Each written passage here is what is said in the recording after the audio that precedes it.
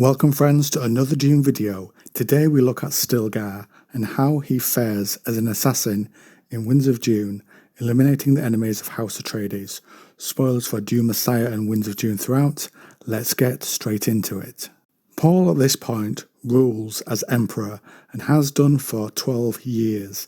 He has accepted his role as the Fremen Mahdi and so has unleashed the Fremen on the Imperium, killing 61 billion people. But Paul sees through his prescience that this could be worse, and he hopes to lead mankind through what's happening to a better place. But the powers of the Imperium conspire to stop him.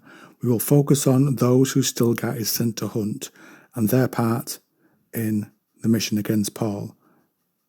The Bene Gesserit, the Spacing Guild, and the genetic manipulators, the Tleilaxu. One of their number, Edric, a guild navigator, uses his own prescience to shield the plot from Paul's. Scytale, a Tleilaxu, gives Paul a Gola of Duncan, Idaho. A Gola is someone who is replicated and is dead. The idea here is to undermine Paul's rule, so he will question what he has become. Later, Paul becomes blind due to the use of a stone burner, an explosive weapon. But Paul can still see, using his prescient vision. A Tleilaxu agent tries to command the Duncan, Idaho Gola to kill Paul, but Duncan fights it off. Paul's son, Leto II, is later threatened by the Tleilaxu, but Paul kills Scytale, despite being blind with a dagger, as he can see Scytale from his son's perspective. Paul, as is the Fremen tradition, now he's blind, walks into the desert alone, and is assumed to be dead. His children will rule in his stead, Alia acting as regent, and keeping to Fremen tradition, this will win support with them within the Fremen tribes for Paul's children to continue ruling. Because of the actions of the conspirators, Alia approaches Stilgar and asks him to go against the wishes of Paul, who had only hours before walked out into the desert. She speaks of Stilgar's need for revenge and his belief as the leader of his siege. Stilgar rationalized this to see that what Paul had told him and the contradiction with what Alia told him was a test set up by Paul Muad'Dib. I think she in fact manipulated him here, using her Bene Gesserit skills. So, either way, Stilgar wanted to feel the blood on his hands.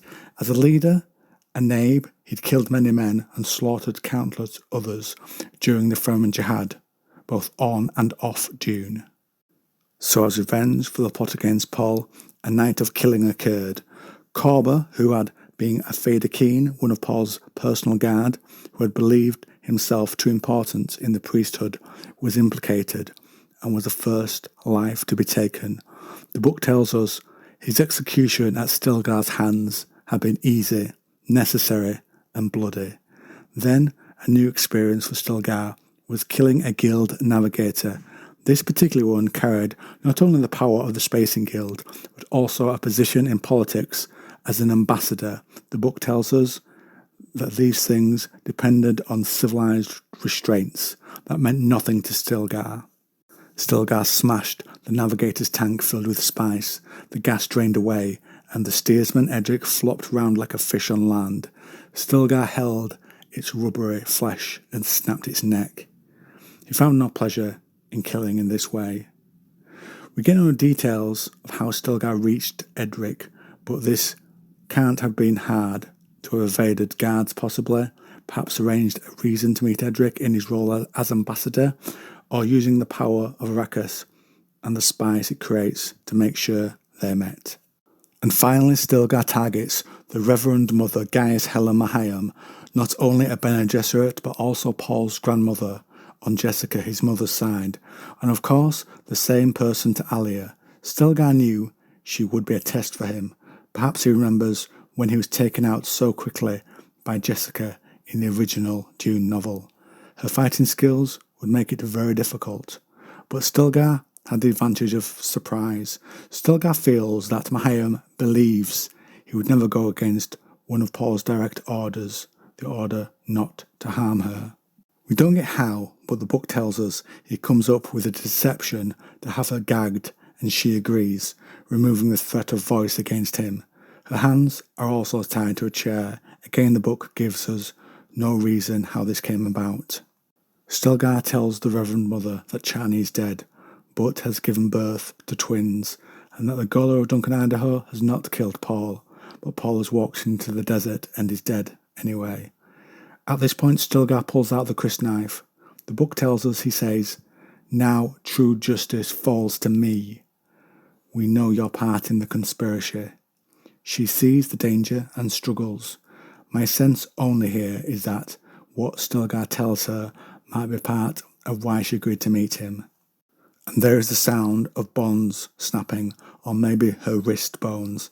Either way, Stilgar sees Mahayam has one hand free, which moves towards her gag, but Stilgar was faster. He stabbed her chest, going for a mortal wound. She struggled on, and he struck her again, as the book says, puncturing her larynx and slashing her throat.